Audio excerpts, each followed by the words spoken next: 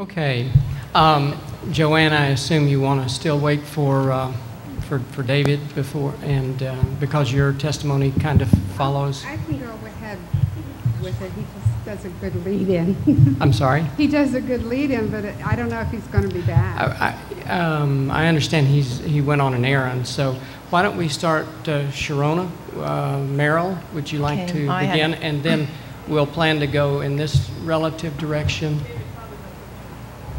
Let me ask the panelists, the presenters here. Is what you're about to tell us and testify to the truth, the full truth, and only the truth as you know it? Yes. Okay. Sherona, state your name and your credentials. My name is Sherona Merel. I'm a co-founder of the National Ballot Integrity Project and the New Hampshire Ballot Integrity Task Force. I have a background as an elections justice advocate. I'm a speaker, writer, and researcher of government policy and hidden history with degrees and certifications in the areas of communication, media, journalism, counseling, ministry, and metaphysics. I've also testified before legislative committees and speak at various events and venues, write political commentary and articles, and co-advocate extensively with numerous organizations and individuals on elections justice issues. I'd like to present a bit of an overview today and to try to shift the dialogue a bit as to what is occurring in this effort. I'm a researcher of things hidden, of government policy, public and private, of hidden agendas, hidden history, hidden hierarchies, and abuse of power, among other things. When one does this sort of thing, we discover a piece of the puzzle here, a piece of the puzzle there, and we just start filling in the pieces. And then one day, we take a step back, we see the panorama, and we say, "Dear God, there's a big picture here." So I can tell you there's a big picture here, and that vote fraud, which amounts to the deceiving of the people, is just a piece, albeit a big piece, of the puzzle, and that things are by no means what they seem. So if we are serious about all we hold dear, and about preserving the precious legacy of this American Democratic Republic in alignment with the inspired vision of the Founding Fathers, well then we may all wish to open our minds and hearts and hear, and I speak to those who are not here today as well as those of us who are here.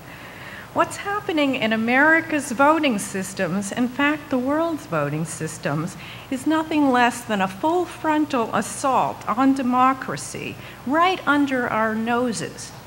Here in America, it's making a mockery out of the democratic process and the American people. And this is entirely unacceptable. It's a macrocosm and a microcosm, and a case of man versus machine.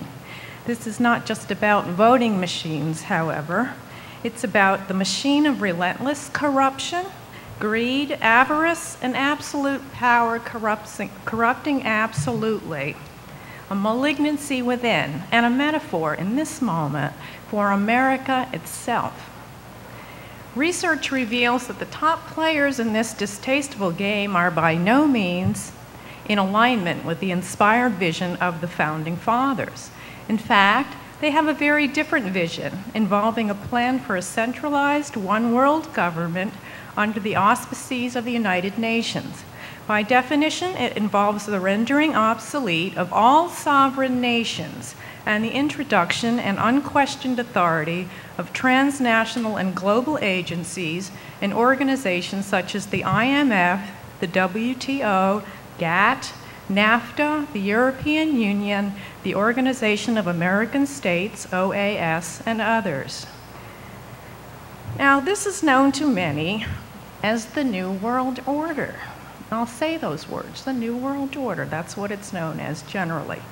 And it happens that George Bush Sr. publicly proclaimed that on September 11th, 2000, and on several occasions thereafter.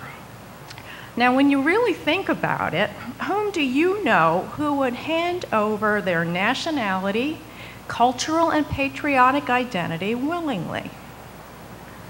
Perhaps you'll agree that no one you know, no one that we know would do so, which is why their one world government agenda must be pursued and accomplished in secrecy and by deception. This is a hidden aspect of what is happening in our elections, that there are powerful forces out there, and that those powerful forces and we the people are in fact competing for control of our country. So now, if we're going to save this sovereign nation, America, we're going to have to cut through what amounts to a lot of nonsense and to a lot of chaos and complexity, which have been introduced into the election dialogue to deceive, to confound, and confuse.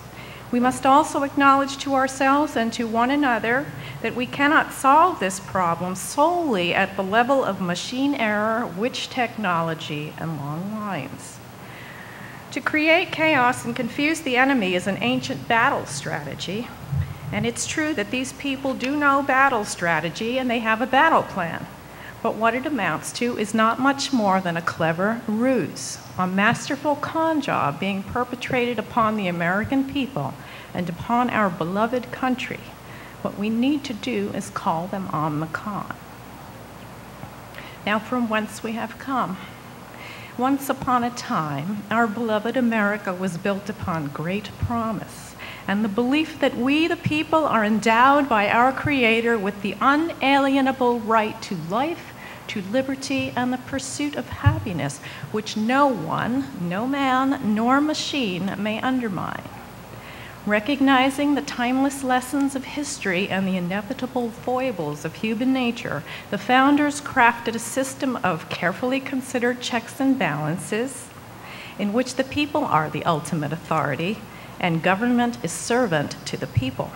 They drafted an inspired blueprint for a land of grace and just governance, with earnestly elected representatives upholding the best interests of the citizens, empowered solely by consent of the governed.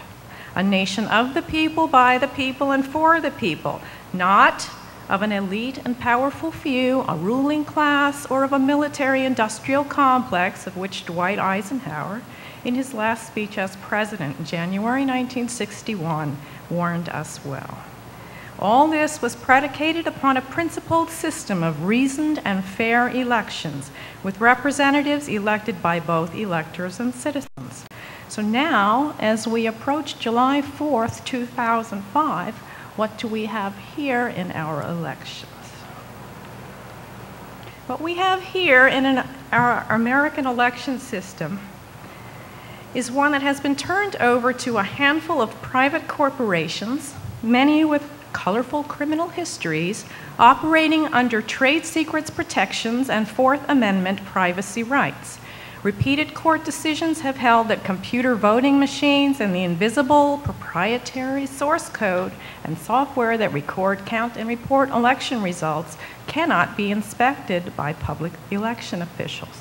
Such wink and nod decisions from the country's courts have contributed to the hijacking of our democracy and of our rightful inheritance. And now we have convenient opportunity for smoke and mirrors and sleight of hand at hidden levels, unsuspected and unseen by even the most dedicated and well-intended of election officials, invisibly at work in America's elections. To learn more about the hidden criminal histories of the voting machine vendors and their networks, please visit the pioneering websites of election investigators Lynn Landis at ecotalk.org and Bev Harris, blackboxvoting.org. Kathleen Wynne works with Bev, as we know. These courageous citizens who have countenanced much to impart the hidden truth of these pressing matters to America and unsung others, both with us here today and absent, are some of the great patriots of this nation. See also the discussion forum at ballotintegrity.org. Among these vendors' colorful criminal histories, you'll find hidden history of investigations, indictments, prosecution, and imprisonment for corruption, serious security lapses, creative accounting, including in the vote counting central tabulating software itself, dummy front companies, and numerous counts of racketeering, conspiracy, obstruction of justice, fraud, theft, bribery of officials, and embezzlement. Jeffrey Dean, as Bev said earlier, a senior VP and senior programmer of Diebold's Central Compiler Code, for instance, was convicted of 23 counts of felony theft in the first degree, of planting backdoors in his software, and of using a high degree of sophistication to evade detection over a period of 2 years. The company's connections also include substantial and disturbing links to the defense industry and to high-level government officials. For example, Sequoia Pacific's parent company, London-based De La Rue's corporate parent, private equity firm Madison Dearborn, is a partner of the Carlyle Group, the investment firm that employs George W. Bush's father, former CIA Director George Herbert Walker Bush. According to Sequoia's website, Sequoia technicians managed thousands of electronic elections for 14 years in 16 states. Questionable connections to e-voting systems and services vendors also include direct links to the Republican Party, the underworld, and to intelligence interests such as the notoriously secret CIA and NSA. There is a well-known culture of secrecy at the NSA and CIA. Now let's take a look at this. And as we do this, let's think like a detective. Do you remember in an interview in a recent popular documentary, Gore Vidal said, "The rich will do anything to keep their hands on this country"? Well, they will, and they can. As we think like a detective today, we will note that there are means and motive, as well as opportunity. Some of us in this effort have been unearthing further evidence of sophisticated smoke and mirror-styled corruption and malfeasance in the underbelly of e-voting, and the overt and covert involvement of at least 5 former CIA directors in election engineering. Among these, John M. Deutsch, Admiral Bobby Ray Inman, R. James Woolsey, George Herbert Walker Bush, and Robert Gates. If all were well in our elections, why would all this be the case?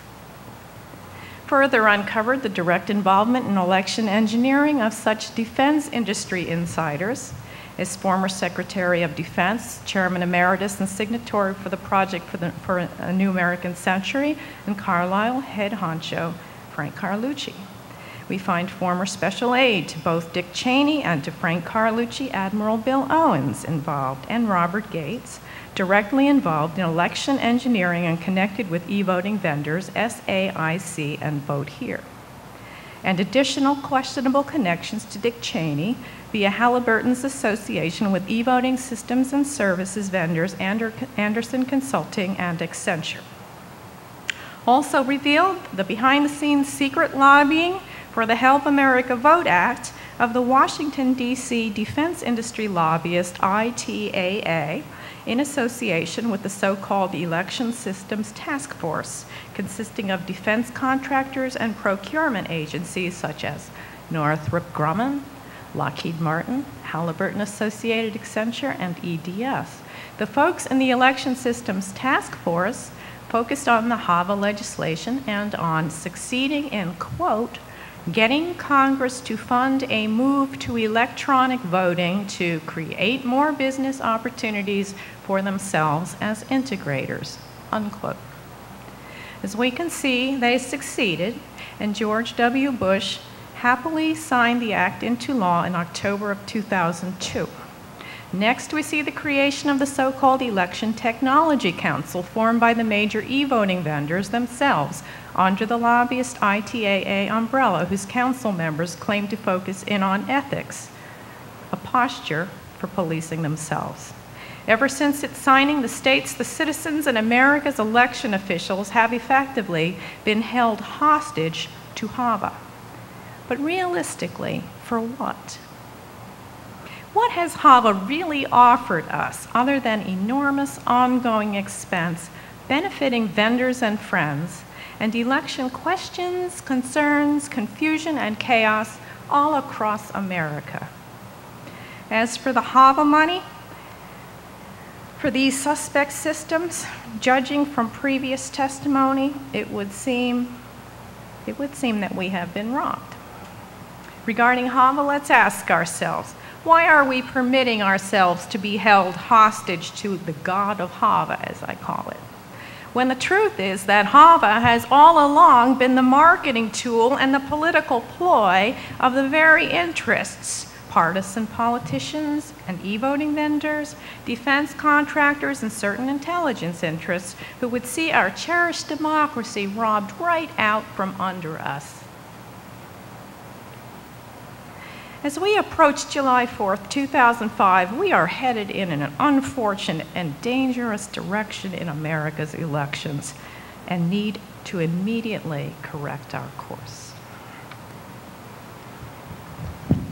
Thank you, Ms. Merrill. I'm not quite done. you're not. Sorry. America's ballots were intended to be private, the vote count itself observable. Yet with the advent of electronic voting, increasing secrecy and invisibility has been built into our election systems. In fact, with some systems, as touchscreen DREs, we now have invisible ballots, invisible secret ballot counting, invisible secret off-site central tabulation and aggregation, invisible, inaccessible, and/or non-existent audit trails, and inaccessible, even prohibited recounts. Now, how's that for a democratic election? Now, as detectives, ask yourselves, why would this be the case? Why so many secrets? What is being concealed?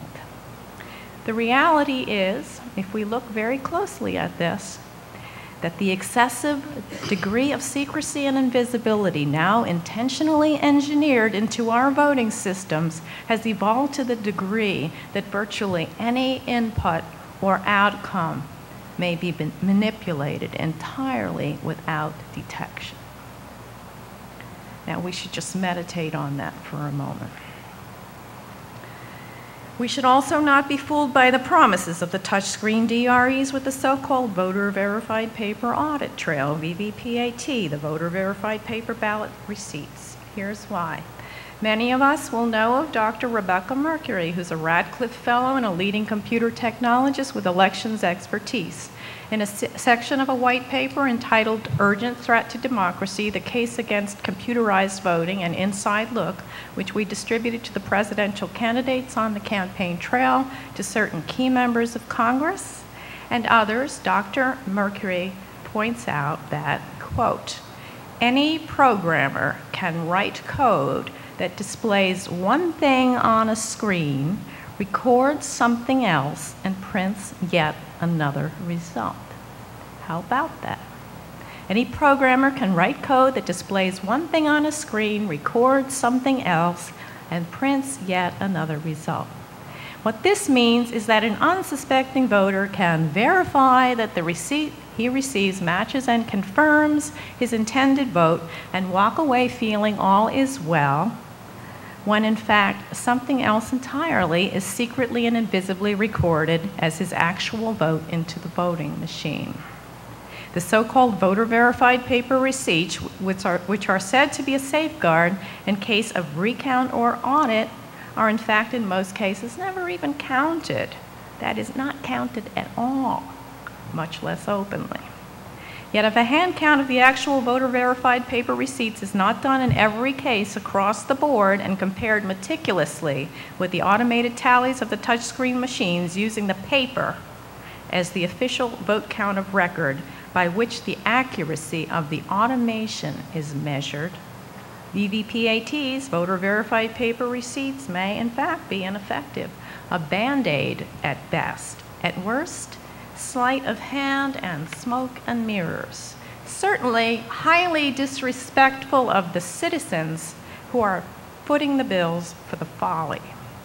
Well known to be partisan, privately owned and operated voting machine vendors and their friends may mean well, but then again, they may not.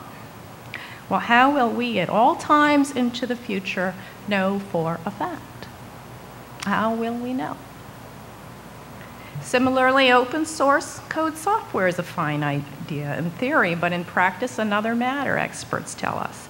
Top experts advise that if we were to put a whole team of computer experts in a room together to study the source code for weeks on end, they would never be entirely sure that they found all the potential security problems in the source code. Dr. David Dill of Stanford University and verified voting rights. Malicious code embedded into the software could go undetected. Neither close inspection of code nor thorough testing of the computer could ensure that malicious software has not slipped through the cracks. Another problem with so-called open source code software is that no matter how allegedly open it is, we will never really know for sure if the software represented to us as what is in use in a given system at any given point in time is in fact what is actually in operation. The new Holt Bill's proposed prohibition of wireless technology in America's elections on its face is fabulous, but effectively unenforceable. The articles by this writer entitled Eternal Vigilance in Protecting Our Elections, Why America Must Say No Right Now to Electronic Voting and the Help America Vote Act only just begin to address this issue. Suffice it to say that there are advanced technologies in existence of which we the people have not even been advised. How then are we to effectively regulate and oversee what is unknown and invisible? Now, I'm from New Hampshire. I'd like to tell you about a company called LHS that we haven't been investigating. Ms. Merrill? Yes. Our 15 minutes are over by several minutes. And part of this session seeks to address some solutions to the problems. Okay. You've been very eloquent in identifying not only the problems, but some of the root causes that underlie the problems. Are there some things we can do to correct these problems? Yes, in order to restore America to we the people and restore the polls of America to the people, there are several things that we can do. One thing we can do is toss technology altogether. Now that sounds like a radical idea, but when you think about it, and I would have gotten to this a little bit more deeply, these technologies that are being developed that are behind the scenes and that are apparently involved in our election, I wanted to get into that a little bit. They're being developed by covert ops. They're technologies of which we have no idea. They're satellite-based. Now, anything that we do in technology in our elections is going to be met with some very sophisticated, you know what I'm saying. No matter what we do with technology, they're going to beat us at the game. The only way we can really take back the polls for America is to decentralize altogether, to go to paper with citizen oversight, citizen-observed paper ballots, hand-cast and hand-counted universally all across this country. They will not be able to manipulate that. It's too labor-intensive, but they can do it by centralizing. They can do that very easily, and we think that there's something going on in the firmware. I wanted to get into that a little bit. I'll tell you more here. We have some ideas for how to fix this mess. So first, we call them on the con and simply toss out the election technology altogether. Go back to basics, hand-cast, hand-counted, paper ballot elections with citizen-observed vote counts. Eternal vigilance is indeed the price of liberty, as Thomas Jefferson said. Counting ballots is easy as 1, 2, 3. And those election workers who don't care to count paper, of course, are free to find another job. For 2006, a bold national campaign to vote no confidence in election 2006. We literally write in no confidence on the ballots where possible, and where not possible, we say this in other creative ways. After we return the polls to the people will return to the polls. As Victoria Collier has said, why should we be forced to push buttons like monkeys? This Vote No Confidence campaign is already in its early stages. Number 4, ditch the Help America Vote Act altogether. It has been revealed to us all as an e-voting machine vendor and defense contractor con job on our country. Those who would rather make out on the HAVA money than restore America's polls to the people are self-identifying. Those in Congress who would stand in the way of HAVA's rightful repeal are not serving the people sincerely and are self-identifying as well, and are perhaps unduly elected themselves. I wanted to get into that, how we really need to look at the fact that this is a 30-year business plan, as Teresa Hummel has said. It is a 30-year business plan. It's at its pinnacle. We need to look at the probability that we have unduly elected in office, in power, in state legislatures across the country, and in Washington, D.C., overseeing vast citizen resources and due process. We need to identify these anomaly elections, and we need to pluck these people out. What are they doing in office on our dime if they're unduly elected? So some of these people, by the way, we've got this from an insider. These people are known as change agents. Yeah. Is this in your written submission to us, all of what you're saying here? Yes. Okay. May we move on? Certainly. Sure. Do we have a question from the panel? Okay. We want to study your submission, okay? Okay, thank you. Thank you. David Cobb, can we come to you, and is what you're about to testify to the truth, the sole truth, and only the truth as far as you know it? It is. Please state your name and your credentials here.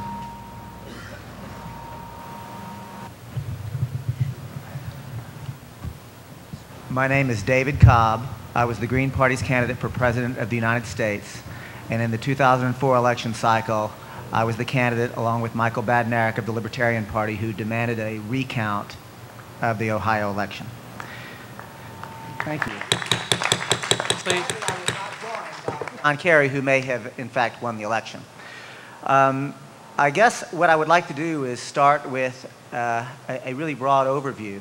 I think it's important, ladies and gentlemen of the panel, to know approximately 40% of the American people right now believe that George Bush either stole or otherwise did not actually win the 2000 election. 20% of the American people believe that George Bush either stole or otherwise did not properly win the 2004 election. Now, I want us to stop for a moment and acknowledge whether they are right or wrong, whether they are prescient individuals or completely misguided, the ramifications for this country when 40% of the American people no longer have confidence in the integrity of the elections of this country. Ladies and gentlemen, it is profound. And as such, I come here to make a candid plea, and that is that we, the people, must take it upon ourselves to truly democratize elections in the United States of America. Now, it's going to be a long struggle and a difficult one, but I wanted to, Mr. English, get directly to what I believe would be the core solutions, because I think that the folks who have been testifying today have given a litany of examples of what the various problems are and what happened in 2004 specifically. But I'd like to talk about what it would look like to actually democratize elections.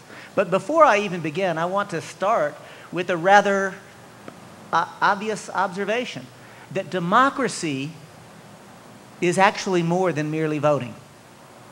That if we wanted to take democracy seriously in the United States of America, we would take a look at the word that means demosocracy, the people rule, and ask ourselves, do we really believe that we are ruling this country? Are we, the people, actually in charge of making and implementing the fundamental public policy decisions of this country? I submit that we are not. We are left to choose between paper and plastic at the grocery store, where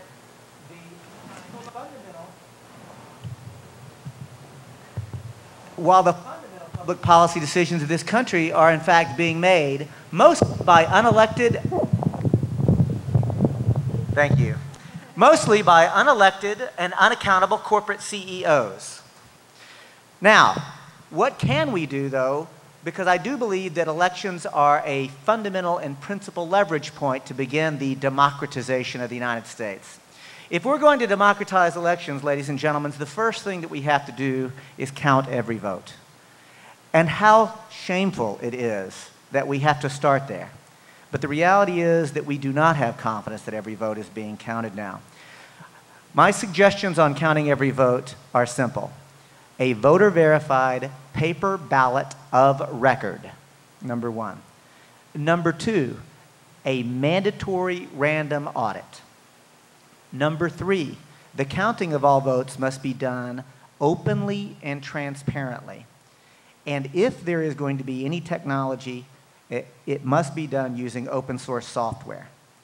But you know, counting every vote is not sufficient to democratize elections in this country.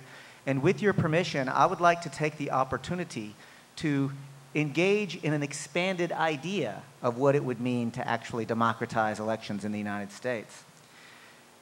So besides counting every vote, which is the first recommendation, the second recommendation is to follow the lead of so many other countries and the lead that's being brought to us by localities and states, which is to move to full publicly funded elections. Today, corporations and the wealthy elite are literally choosing who the nominees will be before the general election comes. And they are doing it because they are completely, utterly subsidizing the candidates and the process. Publicly funded elections alone is not the end-all be-all, but is an important and profound step to restore integrity to the process. Think of elections and campaigns as the infrastructure of democracy. We, the people, must have confidence in that infrastructure, and I submit that a way to do that, one of the key pieces, is to get corporate money out of not only election counting or vote counting, but also out of elections themselves. Number three, we should acknowledge that our current single-member district winner-take-all voting system is fundamentally flawed. The reality is that many voters are casting votes against candidates that they hate rather than for candidates that they want. Why?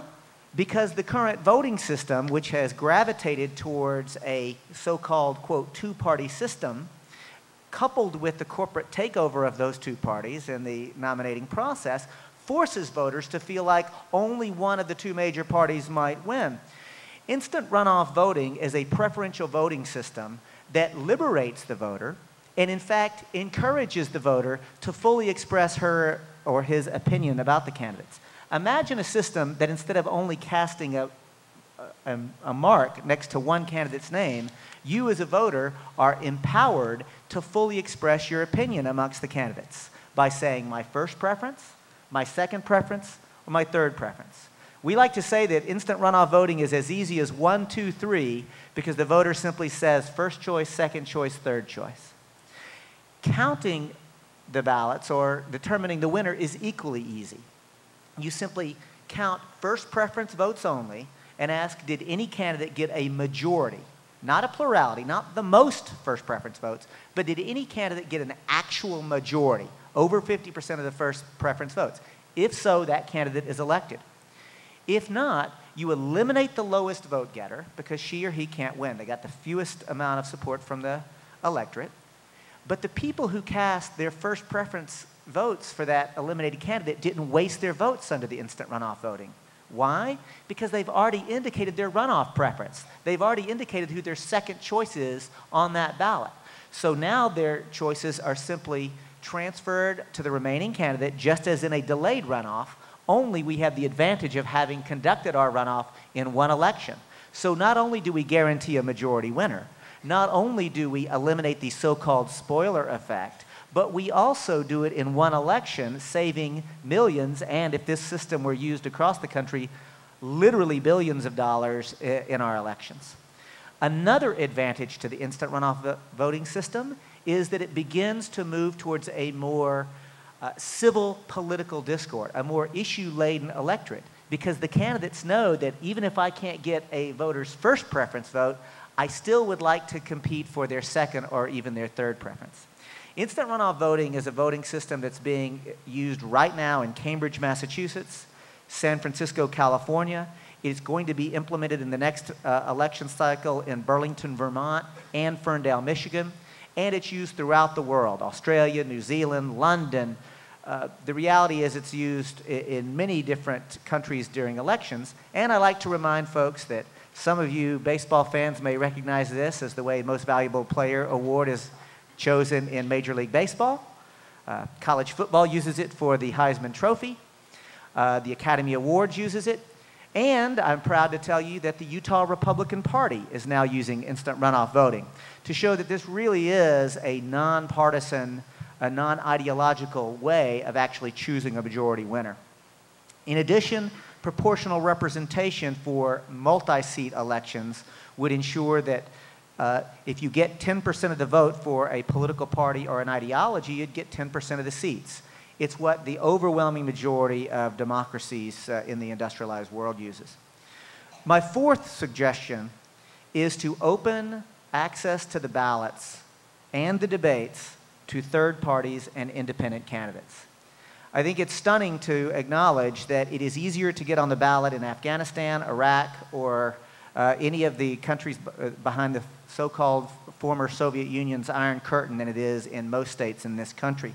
And it's also important to acknowledge that it was the pluck, the courage, and the tenacity of third parties to advocate the abolition of slavery, women getting the right to vote, creating the Social Security Administration or the unemployment insurance system, workers' compensation laws, pure food and drug laws, ending child labor, the direct election of the United States Senate. The reality is, ladies and gentlemen, that the entire fabric of what most Americans today would consider to be the bare damned minimum for some level of just, compassionate society was literally woven together by third parties before us. Third parties have a vital role to play in U.S. elections, and if I could say so with humility, the recount in Ohio is a perfect example of the role that we still do play. Thank you. The fifth suggestion I have, again, should be self-evident, but we need the independent, nonpartisan administration of our elections. I mean, if I go to a sporting event and I were to see one team or the other supplying all the referees or umpires, I'd get a little suspicious. Well, folks, I get a little suspicious when I see the co-chair of the Bush-Cheney re-election effort administering the election result in Ohio, and then watch what he did to us in Ohio, where we never were allowed to actually have a full and complete recount. Just as I get suspicious in 2000 when I saw in Florida Kathleen Harris chairing the Bush-Cheney election effort. The sixth suggestion that I have is same-day voter registration. I think it's important to acknowledge that in every state where they use same-day voter registration, there is a spike in voter turnout. And I think that we could all agree that we'd like to see more of our fellow citizens participating in elections, not less. The seventh suggestion that I have, and I am proud to call for support of the constitutional amendment being championed by Representative Jesse Jackson Jr., calling for a constitutional right to guarantee the right to a vote. The reality is we do not currently have a federal guaranteed right to vote, and a perusal of Bush versus Gore will show you that. They are all states' rights, and I think that the history of the United States in states' rights, specifically as it relates to elections, does not need to be explained to this distinguished panel. And the last issue that I would like to raise goes beyond elections, but it brings us full circle to the idea of creating democracy. Unelected and unaccountable corporations are ruling us today. They are not just exercising power. One of the linchpins to the legal system that allows them to rule us is the illegitimate, outrageous idea of corporate personhood. The idea that a corporation must be considered a person under law, vested with First Amendment, in fact, all of the Bill of Rights protections of the Constitution. It allows the corporation to go into court and overturn laws enacted at the local, state, or even federal level that attempt to control or curtail their conduct.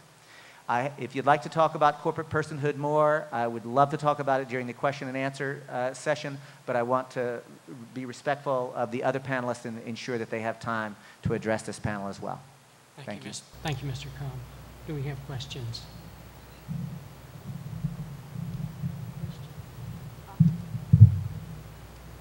Yes, Mr. Cobb. How can we get more minority and people that have been traditionally disenfranchised and more recently re-disenfranchised, how can we get them to participate and ensure that they stay active in the political system? Ms. Guznick, I think that the first one of my suggestions of counting every vote is the first and profound step towards that.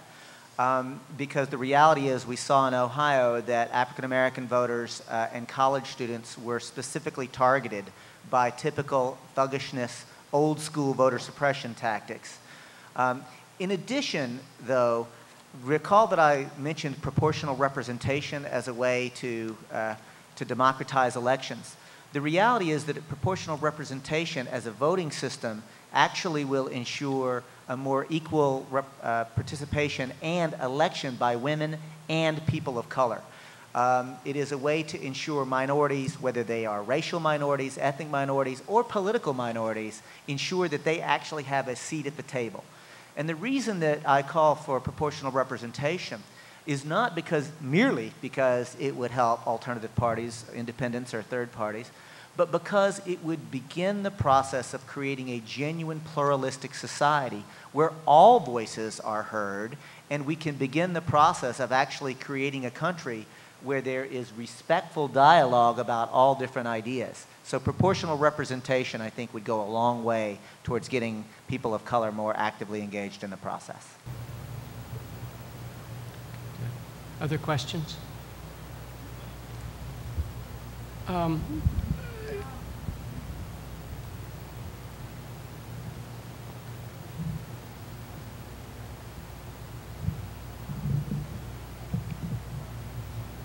Thank you.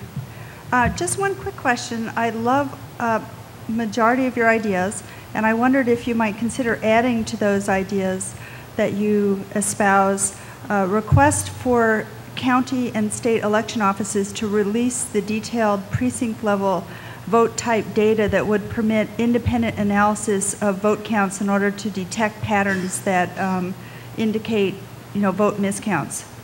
Absolutely, and I think that thank you for bringing that up. The reality is there really is a litany and a level of detail that we could go into to really ensure the competence and the integrity of the election system. And I think that what Ms. Dupe has just described would certainly be one of those things, and I would add to it, I do support it, and in fact would urge the members of the panel and ladies and gentlemen of the public who are joining us here today and watching to go to votejustice.org, a website where there is actually a voter bill of rights, which includes not only the big picture that I've just described, but much more detail. And I believe that may be one of them. If not, it will be. Right. And I want to reinforce what you and what Ms. Merrill have spoken to. The way we finance elections creates high stakes, and it creates an environment where tampering can be so easily slipped into. And so thank you. Ms. Karasek? Oh, I'm sorry. Dr. Phillips, you have a question? Or I have wanted to ask this question for years. This regarding proportional representation in the Congress. Are you proposing to do away with congressional districts altogether and go to a statewide, at-large system of electing Congress members? And if so, how would you guarantee that rural areas in populated states would still have a voice in the Congress? Well, the short answer is it does not, proportional representation does not require a full at-large system. You can have multi-party district, or pardon me, multi-seat districts, for example. Remember that any state can decide how to allocate its representation into the United States Congress, specifically the House of Representatives. A mostly unknown fact is that the state of Illinois once used cumulative voting, which was a multi-seat districting voting system in order to choose its representation. So there are a number of different ways. I actually don't want to get into a suggestion of which is the best way, so much as I want to call into question the use of single-member district winner-take-all voting systems. So I support many of the different ways that one might do proportional representation. To have multiple choices, first, second, and third, would require a significant change in the way that we perform the process today. Does that require any legislative act, or what does it require to make that happen? Well, it's a good question, Mr. English. The short answer is proportional representation could be done right now without any need to change anything other than state laws. There would be no constitutional amendment necessary. As I've said, it's already been used before. The reality is that most cities or counties can, on their own initiative, institute most of the issues that I just described. I'll give an acknowledgement to my colleague on the panel who helped to lead Austinites for a Little Less Corruption. And I say it only partly because I've always loved the name of a citizens group that was willing to tell the truth about corruption as they saw it. But began the march of strictly curtailing the use and expenditure of money in elections. Right now in Portland, Oregon, I'm very pleased to tell you that at the citywide level now, they're having publicly funded elections. At the statewide level, in Massachusetts and in Arizona, and I'll point out that Arizona is not exactly known as the hotbed of a bastion of liberal thought, are actually using publicly funded election. They're doing it in Maine as well. The reality is that virtually every one of the suggestions that I've made, save the constitutional amendment, can and I believe should be done at the local level first. I am a true believer in a decentralized approach to expanding this movement, and let 1,000 experimental flowers bloom. The reality is that as more people experiment with instant runoff voting, more people like it. They have found it to be a better system, and it's beginning to spread. So it could happen at the local city level, it can happen at the county level or the state level, and frankly, that's where I believe the initiative ought to begin. Let it bubble up. Would this apply to federal elections, including president? It certainly could, Mr. English, and I would point out that Representative Jesse Jackson Jr. has also introduced legislation that would actually move towards abolishing the Electoral College and have the President of the United States elected using instant runoff voting, which would be a profound democratization of the election of President as well. Okay, thank you. Any other questions? Okay, shall we proceed to Ms. Karasek?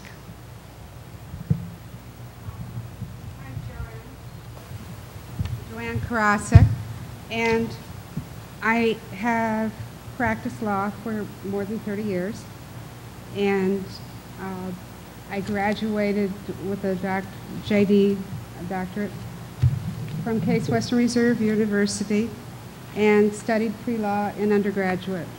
I have noticed in the voting reform movement that there is an astonishingly high percentage of lawyers as well as computer experts, and I think that undergraduate program of pre-law has a lot to do with it, because I was required to take more political science hours than a political science major. And as to the voting problem, I've been aware of it for something like 7 years, the machine. And the first and obvious problem with these machines is that they break down. And it's sort of bizarre to use something like that to count our votes. then it becomes obvious that there's programming errors when votes flip from one candidate to the other after the person expresses their choice. And we've heard a lot of testimony that they're very easily corruptible.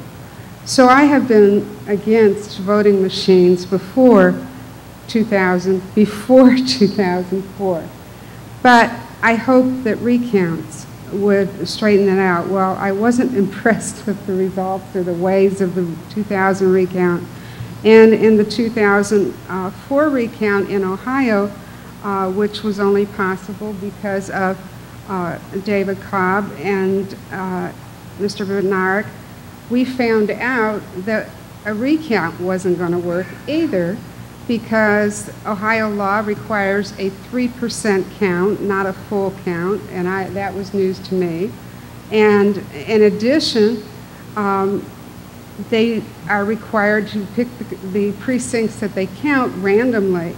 Well, many counties actually admitted they didn't pick them randomly, and others picked them ahead of time, wouldn't admit that they weren't random, but they violated the Ohio Sunshine Law, where when you have a meeting, you're required to give a notice of a meeting, and the public is required to be able to attend.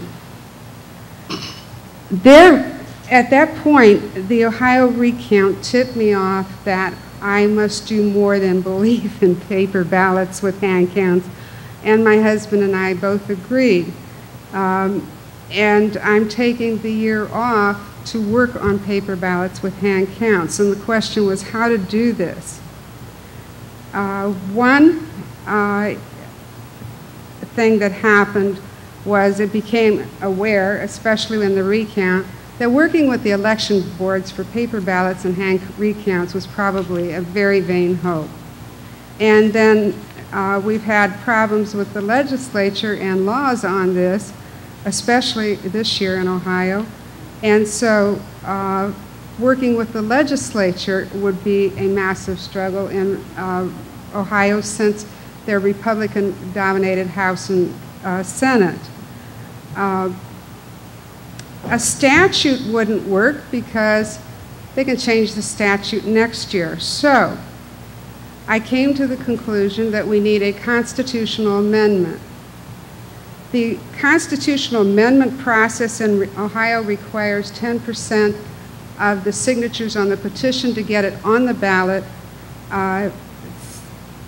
and that amounts in Ohio, 10% of the voters that voted for the governor in the last election, that amounts to almost 323,000 signatures right now. And the signatures get kicked out easily, so to be safe, you get 500,000. So are the people going to vote for this? Well, there was a very legitimate poll that came out a couple of months ago to the effect that 75% of the Democrats either believe that the election had fraud in it or they don't know, okay? That's a 25% level of confidence in the Democrats. And then the independents, 50%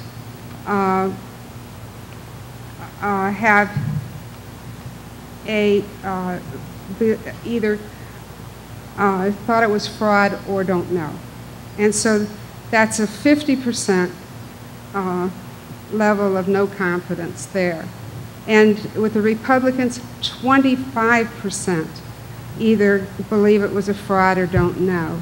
So there's 25% that weren't confident there.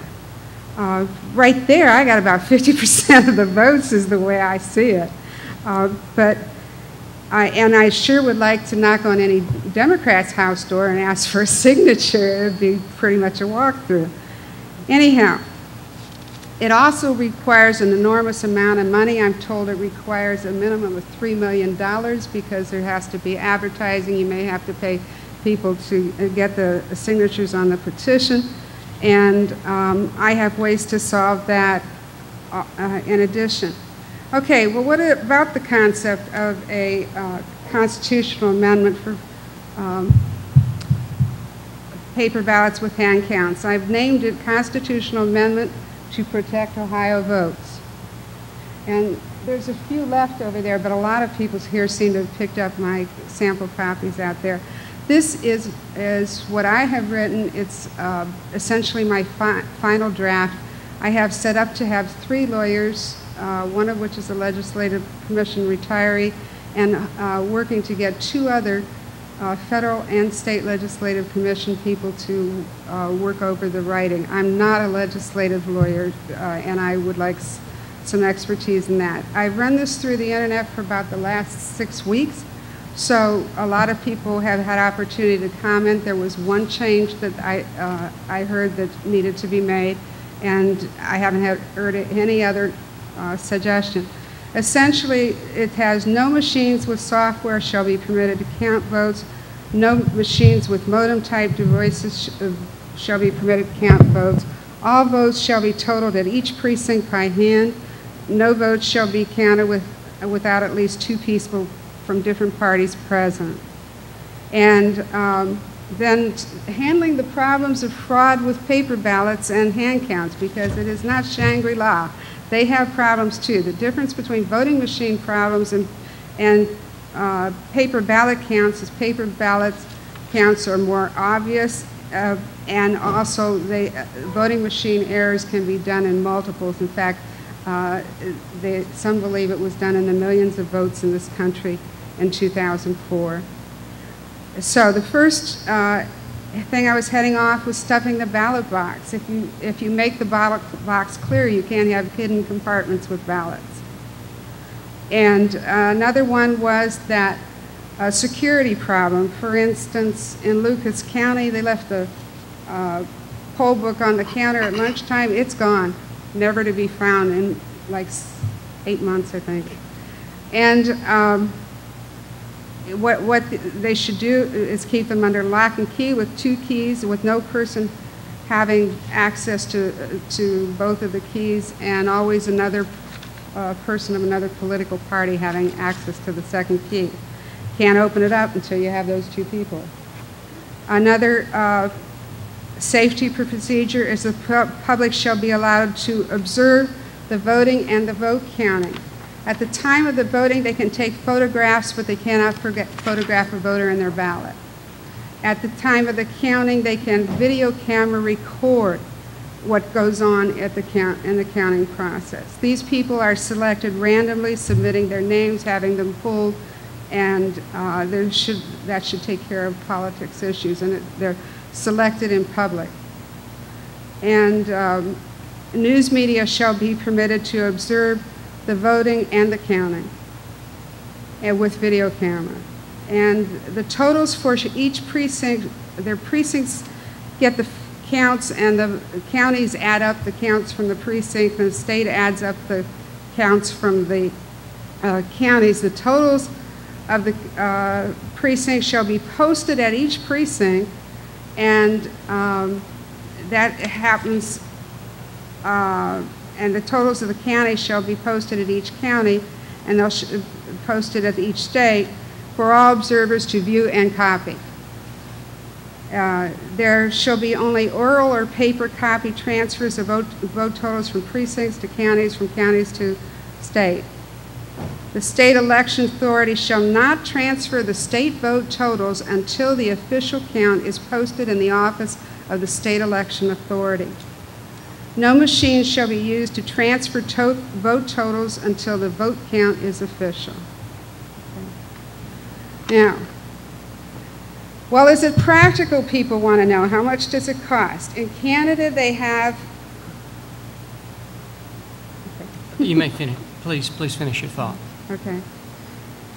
In Canada, they have paper ballot hand counting. It takes them 4 hours to finish their national election. Note that in this country, the machines take longer, and it costs $1.30 a ballot. In Maine, they have, in one town, there's no state authority for it. They finish the counting in 3 hours.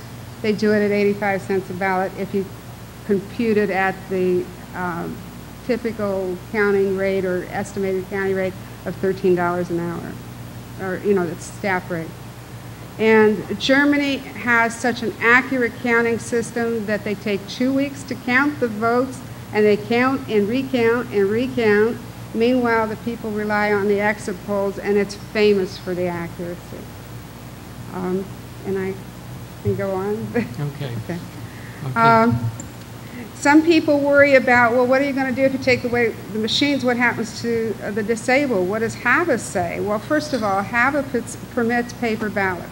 In fact, it has an expression that protects them. Secondly, you don't have to have machines to meet handicap needs. Not all handicap needs can be met. If you're in bed and can't talk and can't move, you're not going to make a vote anyhow. Okay?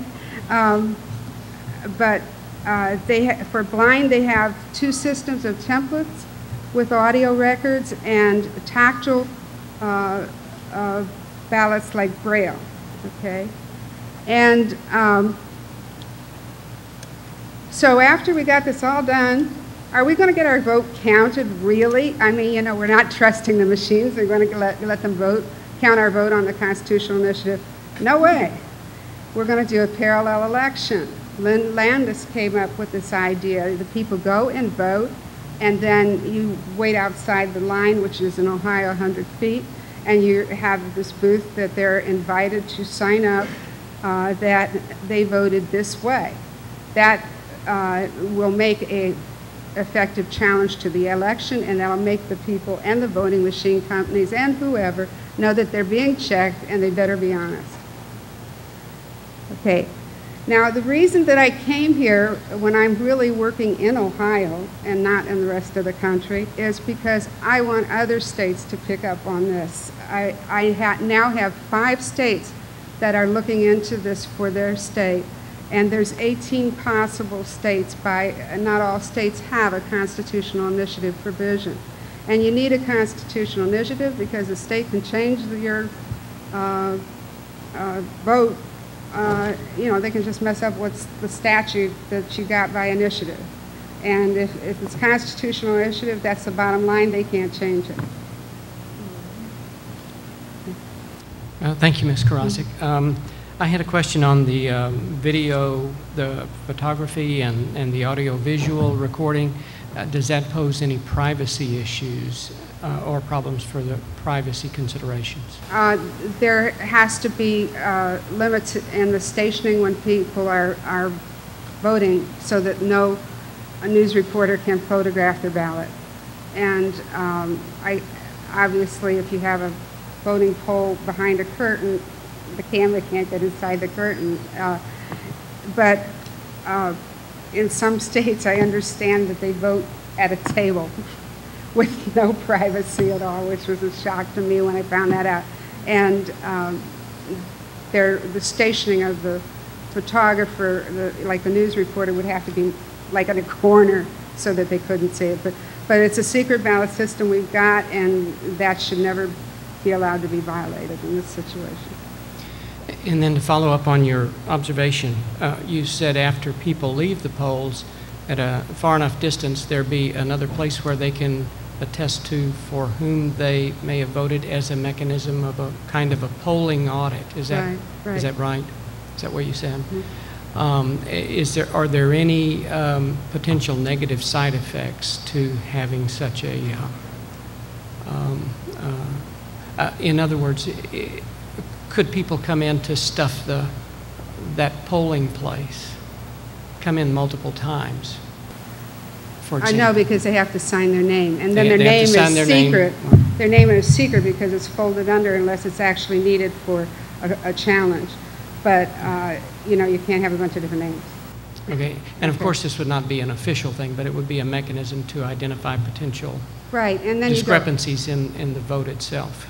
If you're going to do a challenge, you have to have affidavits. So you have the wonderful job of going out to each of these people's home and getting a sworn statement in Ohio. In Indiana, the person can say, I attest that this is my intention, or something like that. Okay.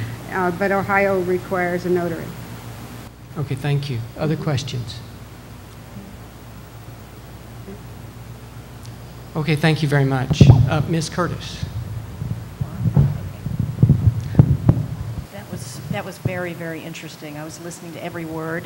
I've been listening to every word today. And I've decided to throw my testimony to the wind because most people have heard this already. If you live in Texas, you've already heard the terrible story of ballot access here. And Richard Winger was here earlier today, and he talked about the national ballot access problem. David covered lots of election reform things, which I greatly appreciate and agree with. And I'm sorry, Rosemary, is it? Joanne. Joanne, I'm sorry. You alluded to something that David actually left out. Shame you, David, you left out initiative and referendum. Which, let me back up a second. My name is Linda Curtis, and I have no degree. I am not a lawyer, and what can I tell you? I'm just a grassroots organizer. I've been out beating the streets for 25 years in the independent movement. And what qualifies me to be here, besides having a big mouth, is that I helped, in 1988, I helped a woman make history in this country. Lenora B. Fulani became the first woman and first African American to get on the ballot for president as an independent in all 50 states. I worked with her in the New Alliance Party. We entered into an alliance with people in the Reform Party. I served on the National Executive Committee of the Reform Party and was the state organizer here in Texas. We are no longer, for all intents and purposes, doing much, the Reform Party in Texas. I ran the local initiative David referenced, Austinites for a Little Less Corruption, which was a name that we got from talking to people on the street as we were petitioning for reform. We said, no more corruption. And people said, well, that's great, but do you really think you're going to get that? How about just a little less? So I learned from people. I learned from people on the street doing what we do, and that's what I'm trying to bring here today. I believe that there's a plethora of election reforms that are required in this country to make our system work, and they've already been mentioned. I'm just going to add a couple. Besides, the mother of all reforms, in my opinion, is national and state initiative and referendum. We can't do the constitutional amendment. The people of Texas do not have the right to place initiatives on the ballot, and that is the crux, I believe, of the ballot access problem. We will never get ballot access reform without initiative and referendum in Texas. In addition, we support my organization, by the way, now is Independent Texans. We are not a political party. We are reaching out to people left, center, and right to bring them together, to shop the ballot, to support candidates of any party affiliation that will help us put some real reforms on the political map in Texas. And we're affiliated with a national movement that's doing the same. We call ourselves fusionists. We are creating and building fusion, working with any and all parties and candidates that will commit to fighting for these reforms. Same-day voter registration, they have that in a number of states. You all should be familiar with that. I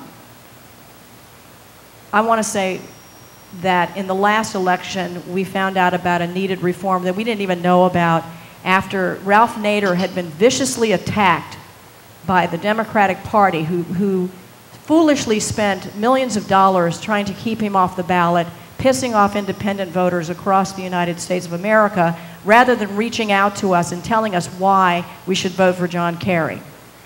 So it should be absolutely illegal to interfere with the rights of petitioners in this country, and I'm getting sick and tired of having to deal with people ongoingly who think they have the right to do this. Just now in Austin, Texas, we were doing a recall campaign, and we had the mayor's buddies who we were trying to recall.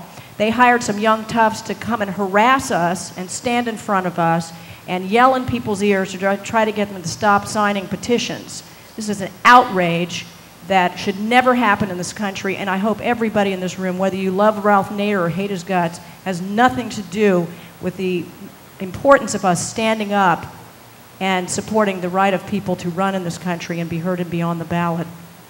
All that said, we can talk all day about what reforms are needed. There's many other things to talk about here. I'm not going to try to even go into those. I'm not even an expert on those things. What I want to say to you all is this. I do believe that we have to create new forms of organization to get at this very deep problem in our country. The fact that democracy is being taken away in some very big ways. I think the electronic voting thing is very frightening to me and to a lot of people. I do believe that the organizations we have previously built, and I'm a long-time third-party advocate, and I still support deeply the right of third parties to exist and to compete and all those things. I also believe that we are not going to get serious reform in this country, whether it's ballot access reform or the kinds of things that you were talking about in terms of electronic voting. I don't think we're going to get it unless we all figure out how we're going to reach out and work with people in this country, left, center, and right, who agree on little else than a fair election system in this country. I don't think we have the organizations on the ground yet to do that in every state. That's what I'm working on. I invite you to learn more about what we're doing, and now I'm going to shut up, unless you have questions. Thank you, Ms. Curtis. Questions? I have a question. All right, you talk about reaching out to left, center, and right. At any given time, usually one of those is in charge, and it becomes kind of hard to appeal to that. Isn't that the case? Is there any, do you have any insight into how to deal with that? I would submit that we're in a situation rather like that right now. I'll share with you something. In Texas, you know, we have a right-wing Republican Party, and it's run by, you know, the governor is Rick Perry. Rick Perry is, well, I'll just say this publicly. As far as I'm concerned, he's an idiot. Okay? It's my right to say that, you know. I'm sure that Rick Perry could care less. But anyway, what's happened in Texas, what's happening right now is that the governor and his friends in the legislature have gone way too far. And what they're doing now is they're fixing to take land from people that's been in their family's possession for 7 generations in the black lands of Texas. Okay, they're going to do this for the Trans-Texas Corridor. I don't know how many of you have heard about this. It was in Time magazine. It's a big deal. This is the special interest deal of the century in Texas and probably in the United States. Well, maybe. It's a $184 billion project. I think that's about equal to the first installment on the war with Iraq. Okay? So the people of Central Texas were told that we were going to have to start paying tolls on roads that had already been paid for, simultaneous to this thing going on with the Trans-Texas Corridor that has the farmers and ranchers up in arms in Texas. So we started organizing on the ground in Austin, which is very left, progressive, Democratic turf. We're working with Republicans in the black lands, and we're building a populist movement to take down this special interest deal. And what emerged out of this fight, again, this is getting a lot of press, thousands of people are getting involved in this. What emerged in the fight was a major state politician, Carol Keaton Strayhorn, who's the comptroller, a Republican, former Democrat, actually Perry's a former Democrat too, by the way. Anyway, Strayhorn, who's been at odds with Perry, came forward and said, I'm going to take the Trans-Texas Corridor down, and what's more than that, I think the people of Texas, this is the most important thing she said, need the right to statewide initiative and referendum. So I think that that's a long-winded answer, but the bottom line of what I'm trying to say here is that we have to be willing to work with people who are willing to work with us. We have to be part of a populist movement. When things are happening, people are getting screwed over, we have to be there. The election reform people, we've got to make these connections. The people of the black lands and Austin and Central Texas are seeing that these tollways and this huge highway robbery scheme that's going on is intimately connected to the lack of real election reform in the state of Texas. We're going to teach them that, but we have to be in a position to do that. Does that answer your question? I hope. No, not really. Okay. Other questions? Thank you, Ms. Curtis. Ms. Thayer. My name is Helini Thayer, and I'm a citizen activist. I started in my church because our church did a lot of work before the election in trying to protect fair elections.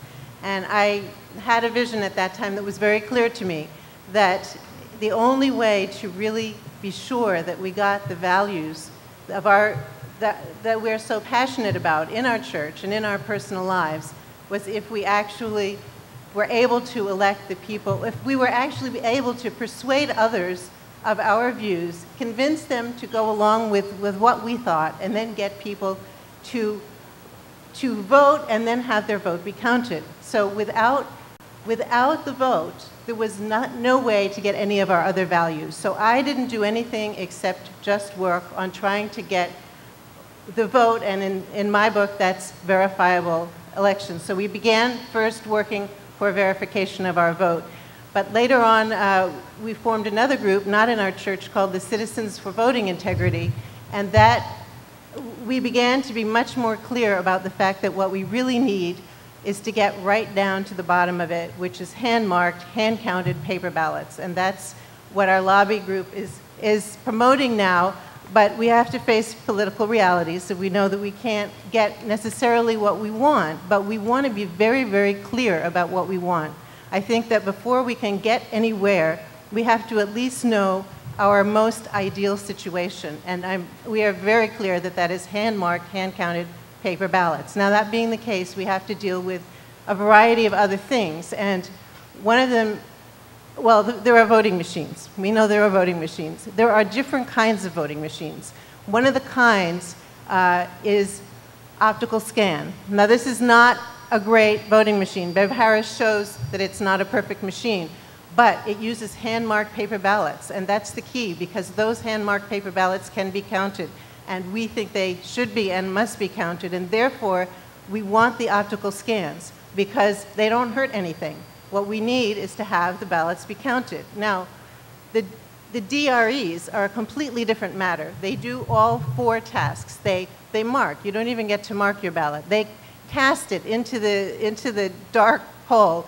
Then they supposedly store it, but they actually don't store a ballot. There is no ballot in there. All you get is vote totals. There really is no ballot in that DRE. It's a figment of the imagination. And then they total it up, which they've already done as part of the storage and the casting.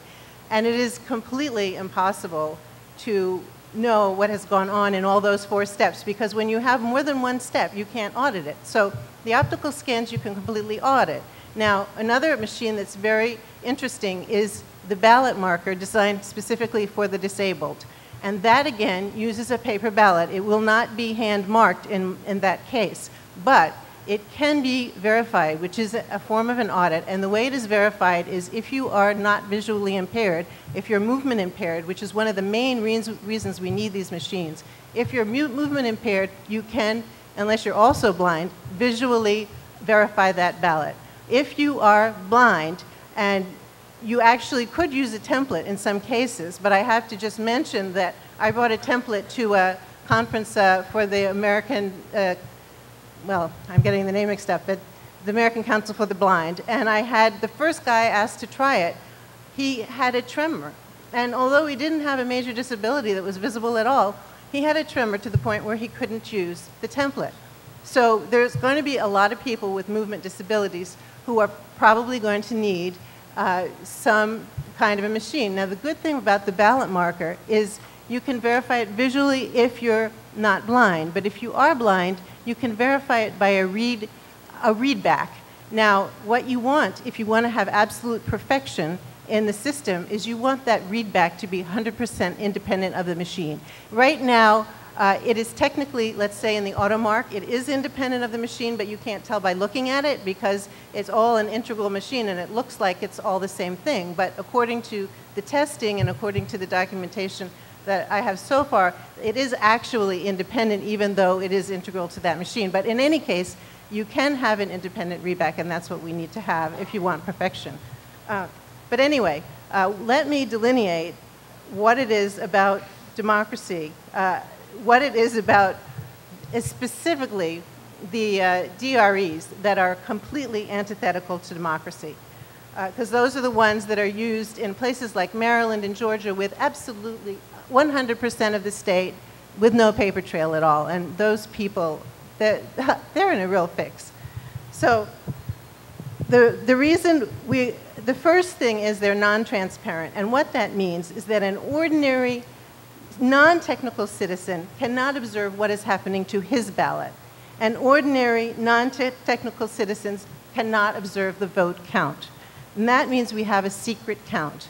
And that is not democratic. A secret vote is democratic. A secret count is not democratic. Interestingly enough, the Diebold system does not even have a secret vote. In Georgia, when they do the early voting, they link the vote up with identification numbers to the voters so that the 3,777 voters who came in with the early voting were linked up, by an identifying number. So now you've got a secret count and you don't have a secret vote. So it's really backwards. Then this should be a national scandal. It is not a national scandal yet, but it should be, and we have to make it one somehow. Let's see.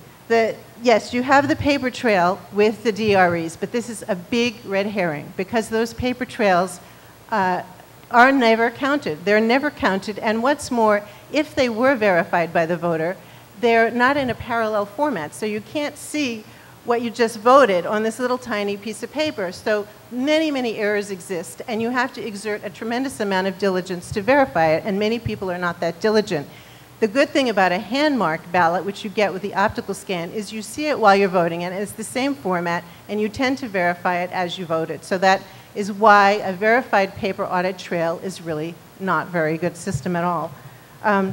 Now, the other thing is we don't have the safeguards in computers that we have in all other business practices, which is auditing. And every other thing we do in our life which makes us believe that the computers are reliable is, people think that it's a computer, it's reliable because it is in everything else they do. But in this case, we don't do what we normally do, which is reconcile. So the other thing that's really, really disturbing is the loss of the recount. This is such an old-fashioned part of our democracy, to have the ability for a candidate who contests and objects to something to have a recount. This is being taken away from us right now with these new machines. So needless to say, we're not in favor of that. We believe that recounts must be retained, and I can't say I know how to do it because obviously some states, such as Florida, have just recently taken away the recount. Now, I don't know why this would be constitutional, but I think we have to find some way to retain this just on the basis of 2 centuries of having this to rely on, and something we're losing.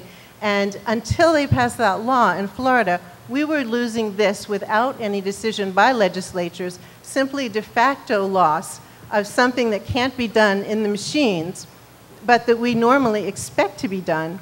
So the Florida thing is kind of a new angle. They're actually making it illegal, and I think that they may come up to some sort of constitutional contest on that issue. I'm not sure how it's going to go. Let's see. I need water. 1 moment. Yes, multi-partisan oversight. I'm totally, this is the thing that's a national standard. I mean, the international standard is multi-partisan oversight. We have to have really oversight at all phases of the process, and that is really tricky because, there's a lot of trust of election officials, and you don't like to. I handed my absentee ballot over to the person in my town, and I didn't want to say to her, what are you doing with that? Where does it go? I mean, are you putting it somewhere by yourself, and who's going to be watching it? But I kind of agree with Joanne that it needs to have 2 keys, but I don't even think 2 keys is enough. I really think that there needs to be a way to make sure 3 people have to get into the warehouse, that no one single person can get in that warehouse. I think we have to be really serious about this multi-partisan observation. It has to be at every level, all the time, surveillance cameras wherever possible.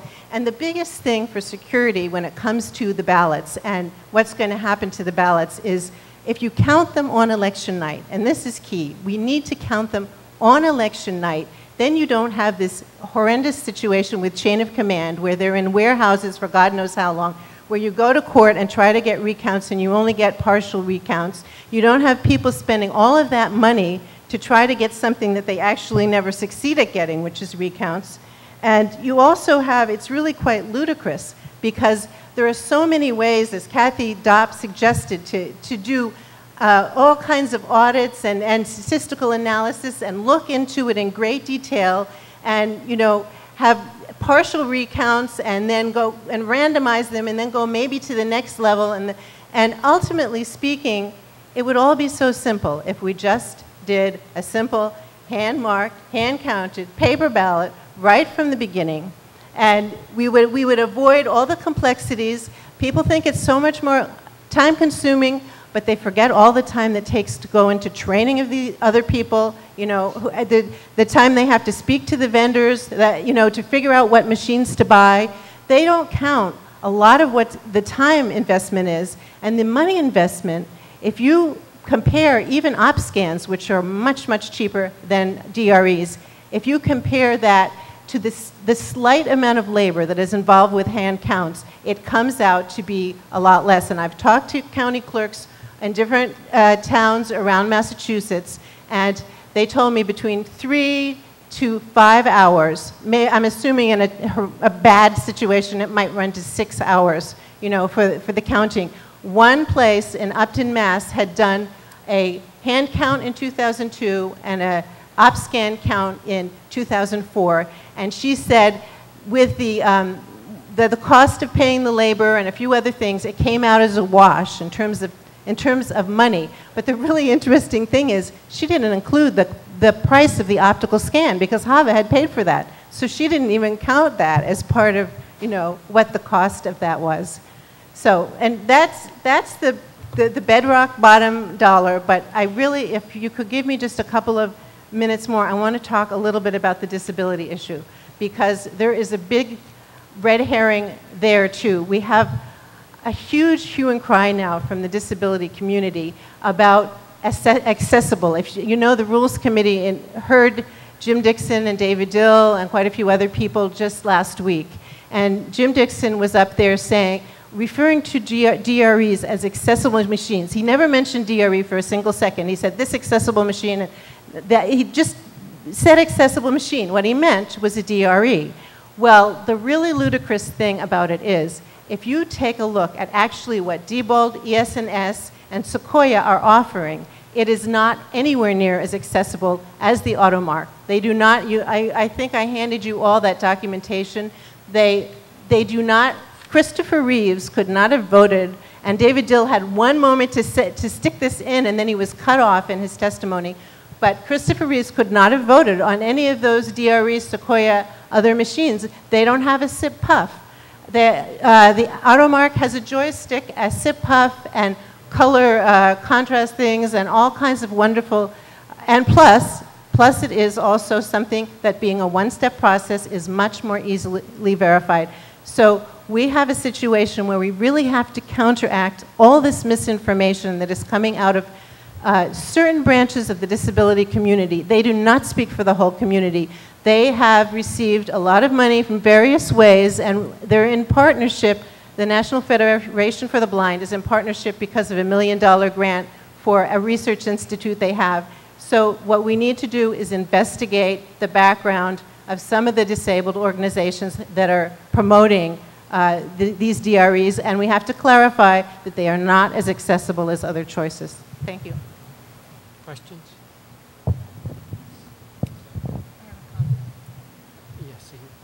I think that you raised a very important issue, which is money and the differences in the cost between the electronic voting machines and the paper ballots and the hand count. And I was wondering if there has been any study that you know of done which would actually, for instance, give comparative costs of not only the purchase, which is a tremendous amount of money, but also the maintenance and the repair and the fact that in a few years they're going to have to be replaced as new technology comes on. And I just wonder if anybody's done a comparative study. Well, there's two kinds of comparative studies that need to be done. And one of them is between the op scans and the DREs, and one, in my view, and one is between the paper hand count and the op scans. And I'll explain why I think that this has to be split up that way. There is already a study done by Rosemary Meyerson in comparing Florida counties, and she came out with a very odd information that it cost $1 million more of ongoing expenses to have the DREs. Now, purchase price of the DREs is a lot more expensive because you need many more machines. You need a machine for every voter, whereas with the OpScan you only need one per precinct. So you need many more DREs, so you've got the higher purchase price. But I think what her data was referring to was they had already purchased it, and now it was kind of the ongoing expense, and they were compared. It came out $1 million more per county. And she was at a leadership convention last week, and I asked her, what is the source of that? And she said she wasn't exactly sure. And I said, well, could you go back and find out? And she's in the process now of trying to go back and delineate exactly what was causing that increase in price. Now, when it comes to the paper ballots and op scans, I'm doing a study on that I've just begun. And it's based on my conversations with the various town clerks in Massachusetts, where we have 71 paper ballot counties and everybody else is op scan.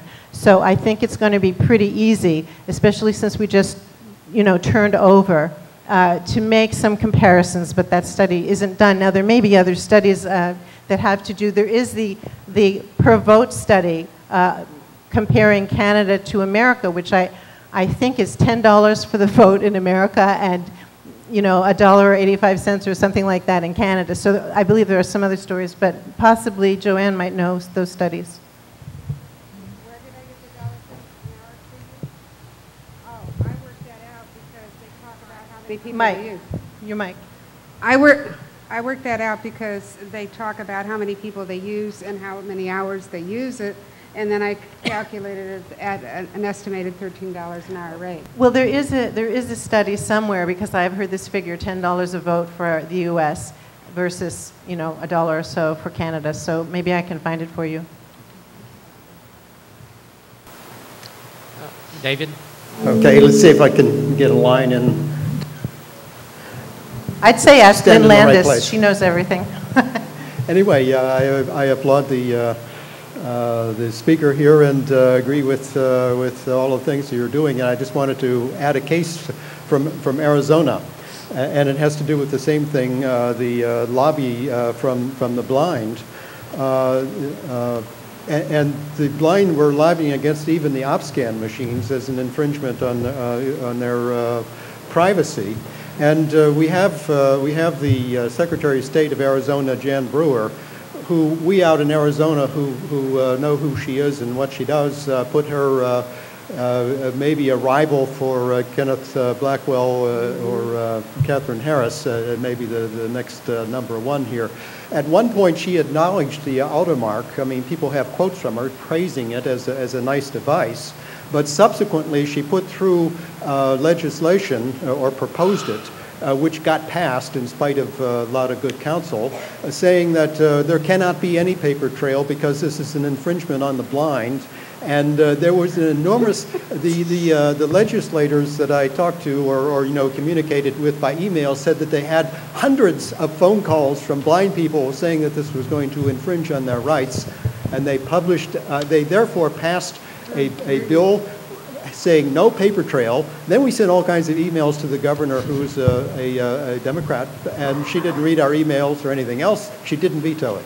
Well, let me address what you were just talking about. I think the real issue with the Automark is not so much the blind, but it is the movement impaired, because they cannot handle the paper ballot, and they can't take that paper ballot and cast it. And there's just that one little link for some people that causes a problem. But as far as the blind are concerned, if they're only blind, there should be no problem, because they have to be led to the first machine. You could put a rope to the second machine, and people are talking about doing that, but the truth is, if you have to be led to 2 machines instead of 1, I don't really think that should invalidate an entire system. That's not very logical. But with the movement impaired, there is a conceptual problem about handling the paper ballot. But the really weird part about it is that on a DRE, those same movement impaired people would never have been able to vote to begin with because they didn't have the SIP puff or anything else to get them to be able to use the machine that you have on the Automark. So it's a very odd way of looking at it. And we have something going on here in Volusia County, which is kind of scary. The AAPD, which is Jim Dixon's organization, has come with they're filing a lawsuit because Volusia County, the only county in Florida which actually went against the strong pressure from the Secretary of State in Florida that only DREs were permissible. They rebelled against that, and the city council voted, along with the handicapped adults of Volusia County called HAVOC. They voted to get the Automark, the only people in the state to do it, and they knew they were going to get flack. They thought they were going to get it from the Secretary of State. Well, it turns out they have a lawsuit coming at them from Jim Dixon on this issue. And the reason that they are so insistent that what they want, in fact, they had a meeting, I think, today, and I don't know what happened. They're having their third or fourth vote on it. But the reason they wanted this so badly is because twice in the last 4 years, they had to retrieve thousands and thousands of ballots that, had they been on DREs, would have been lost. And what they retrieved was, in 2000, 16,000 votes for Al Gore, which would have been lost. They got because they had the paper ballots and they were able to count them. And then in 2004, in early voting, a memory card failed. They lost 12,000 ballots. And again, they were able to retrieve them because they had the paper ballots. Hand-marked, hand-counted, paper ballots. It has to be a chant. It has to be said over and over. We have to know what we want, and maybe we can get it if we know what we want. And just one other thing, something David Cobb had said made me think about public airways. Don't you really think that these public airways, which supposedly belong to us, should be able to be used for candidates to talk about their election, instead of having all this money going into strange kinds of influence peddling for our candidates?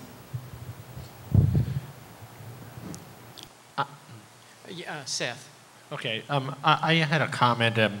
It's a little bit didactic. I thought I'd take this opportunity to kind of unpack a little game that's been played with the e-voting machines. And you kind of brought it to mind when you pointed out that it's hard to get the multi-partisan oversight anymore. Without the e-voting machines, that's second nature.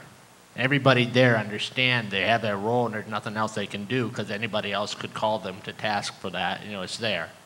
But the game that's played is that these machines are more accurate, okay? And that's what's said. Now, I'm going to unpack this in very clear terms for you. Broadly speaking, machines are accurate in themselves. They do what they're told. They have failure rates, okay? But when the standards committees measure the machine's accuracy, that's telling you next to nothing, okay? Okay, you're going to get a small percentage of failed ballot count. The accuracy that counts is the accuracy of the process as a whole, okay? It's a root cause. In the end, if you have a paper ballot, for me, that's not a recount. It's not an audit. As a quality professional, I want to have the ability to check and measure the accuracy of the outcome of the process. In this case, it has a machine. So it's got this electronically generated total. I can only check accuracy against the real world, okay? And that's compared against a paper ballot. That's the accuracy that counts. There's no such thing as the accuracy, well, there is accuracy of the machine, but of the overall process is what matters. Yeah, and the accuracy and logic test also has a peculiar feature, which it is not testing. It's testing a test mode. It's not testing the actual election mode. So and the whole testing procedure is another big can of worms, because we have a man named Southworth who's doing almost all the testing. There's something really strange going on about the testing process, too. I do want to add one comment, just so people don't misunderstand me when I say the machines are accurate. Machines are accurate in the sense that they do what they're told, okay? But it's garbage in, garbage out, or if somebody hacks in, they make it do something else, okay? That's just so you understand that. I'm not espousing the machines in that sense. No, you're right. To look at the whole picture as a whole, you're absolutely right. Okay. Ms. Test, I think you have. Well, I just wanted to make a comment. You asked about the left, the right center of things and how you get people to work. As an independent myself, I have a common ground with Republicans, Independents, Green Party. In my election, we had 8 candidates running, and I managed to get 2 of my opponents to join in my lawsuit with me on this contest. And the reason being is what hurts me can hurt you. It's very simple, common ground. You know, what I need food to exist, I need water to exist, so do you. And so when I went to D.C. for this conference that we had in D.C. with Voters Unite and some other organization, I was asked the question, like you asked this lady, you know, Ms. Tess, how come you have Republicans helping you in this fight?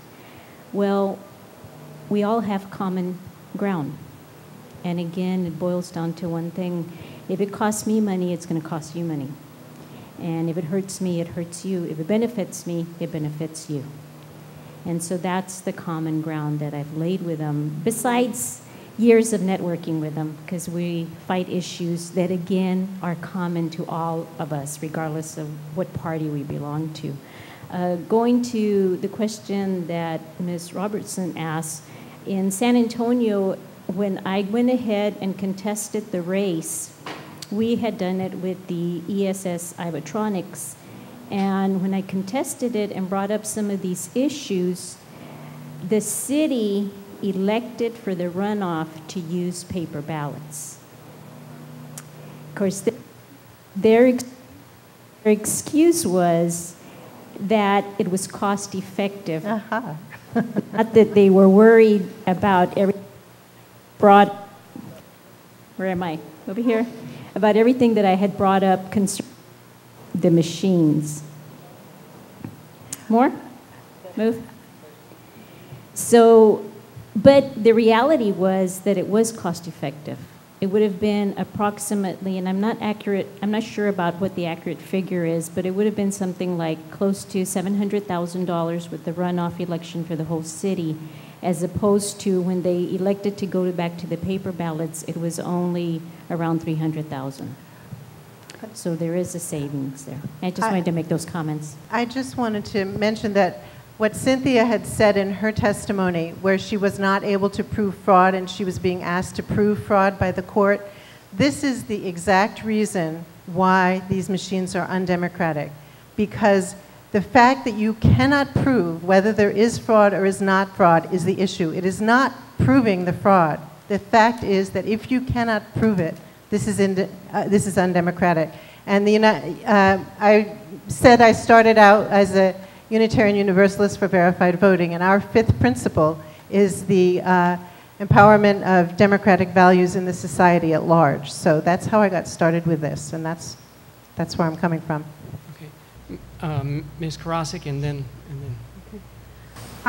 Helini, my comment about the issue of the blind is that I read in the New York Times after this last election that one woman answered, I went and voted, I was part of the community, I did my duty, I set a good example for my children.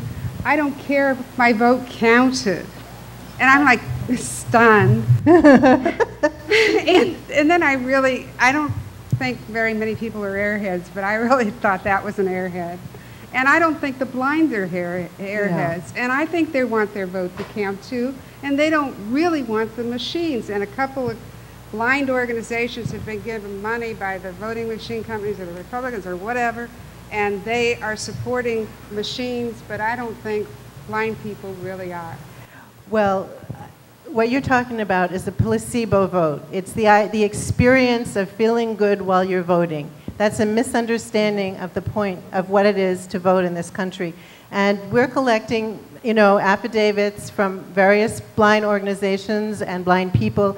And now that we've explained to them that those DREs are not even accessible, this is going to help us a lot. But anyone out here who can get documentation, who can work with your local disabled community, because oddly enough, this whole issue is turning on that right now, because with HAVA and one machine in every precinct coming around, they're not going to go to templates. That's not going to happen. There's too many people who can't use them.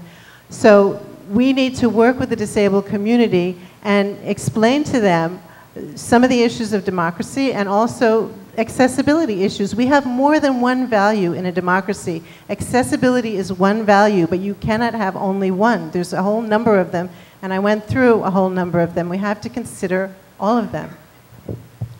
Yes.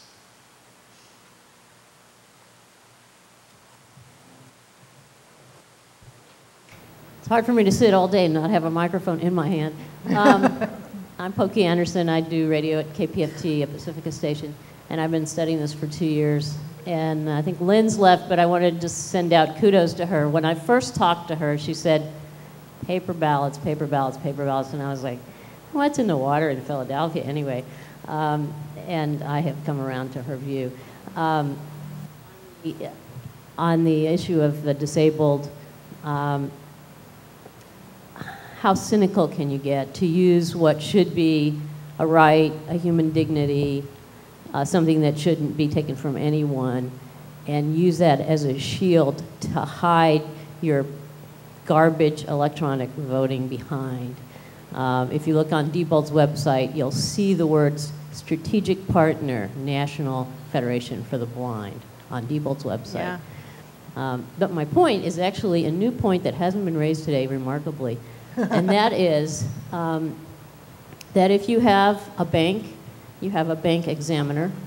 If you have a company, you have accountants and auditors that are separate and are not paid by the company, except indirectly.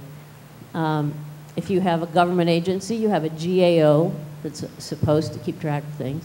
If you have an election official, there is nothing. There is no oversight body for election officials. The only option is to elect them out of office. Well, we all know what that looks like, right? I was one of the people that went to Beverly Kaufman, which is our county clerk here in Harris County. And a group of us went and talked to her, including Dan Wallach, who's a computer expert. We went around and around, and finally I said, what evidence would it take for you to install a paper confirmation to the electronic machines in Harris County? And she thought a minute, and she said, I can't think of anything. So there is no accountability. It's like, elect me out of office. We're like living in an Escher painting. There needs to be another level of oversight that is not an elected official over our elected officials that can go in and audit and have all kinds of authority without having to have expensive lawsuits and all that. It should be normal, every day, like every other kind of thing we do. I really like what you're saying. I have a paper that some are still left if anyone wants to pick it up, about guidelines for ideal legislation, just a compilation of all the things I could think of and all of the other people I work with could think of. And among those suggestions is that there will be multi-partisan boards over the Secretary of State. So there's some sort of, I mean, you can't, a Secretary of State is one person, so is one party, but you can have a board that has some kind of power in the end and, you know, can stem some of the egregious sorts of things that have been going on with partisan activity of Secretaries of States and of supervisors of election. You can have state-level boards that are multi-partisan, but one of the things I hadn't thought about was a kind of an audit board as well, which is, of course, the reason that the banks seem to be, you know, working is because they always audit everything, and they don't just audit the computer, they audit the paper. They go back and they look at like the IRS. They make you come in with your receipts. They don't make you come in with your computer. They want to actually see the records and what you spent money on, you know? So auditing